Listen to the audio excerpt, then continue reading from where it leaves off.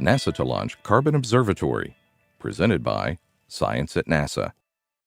In the lexicon of climate change, one word appears more often than any other: carbon.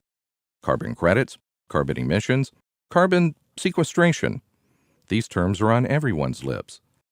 The reason is carbon dioxide. According to the Intergovernmental Panel on Climate Change, CO2 is the most important driver of global warming.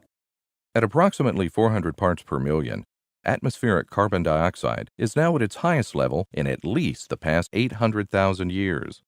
The burning of fossil fuels and other human activities are currently adding nearly 40 billion tons of carbon dioxide into the atmosphere each year, producing an unprecedented buildup in this greenhouse gas. NASA is about to launch a spacecraft to keep track of this critical carbon-containing molecule. The Orbiting Carbon Observatory 2 is in final preparations for a July 1st launch from Vandenberg Air Force Base in California. Also known as OCO2, the Polar Orbiting Satellite will provide a global picture of human and natural sources of carbon dioxide. Data from OCO2 will also be used to quantify carbon dioxide sinks, that is, places in the ocean and land which naturally pull carbon dioxide out of Earth's atmosphere for storage. Knowing what parts of Earth are helping remove carbon from our atmosphere will help us understand whether they can keep doing so in the future, says Michael Gunson, OCO2 project scientist at NASA's Jet Propulsion Laboratory. Although the mission is named OCO2, it is actually NASA's first spacecraft dedicated to measuring atmospheric carbon dioxide levels. The original OCO spacecraft, launched from Vandenberg more than 5 years ago, never reached orbit because of a separation anomaly in the launch vehicle. OCO2 is NASA's second attempt. It's coming just in time. Greenhouse gases like CO2 trap the sun's heat within Earth's atmosphere.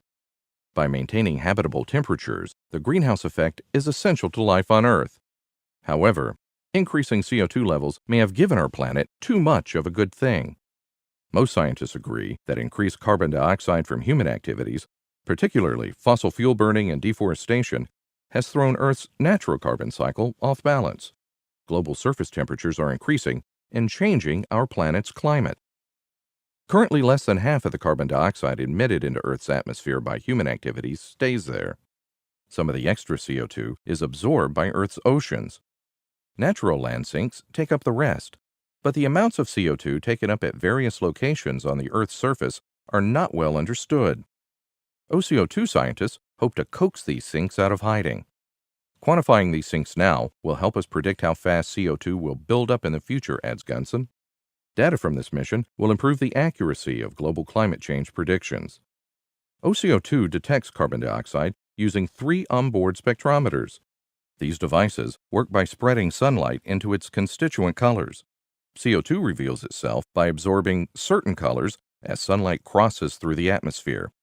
In this way, the new spacecraft will dramatically increase the number of observations of carbon dioxide, collecting hundreds of thousands of measurements each day when the satellite flies over Earth's sunlit hemisphere. OCO2 measurements will be combined with data from ground stations, aircraft, and other satellites to help answer key questions about carbon dioxide and climate change. The director of NASA's Earth Science Division, Michael Freilich, sums it up. With the OCO2 mission, NASA will be making an important new contribution to the scientific challenge of better understanding our Earth and its future. For more news about carbon, on Earth and other worlds, stay tuned to science.nasa.gov.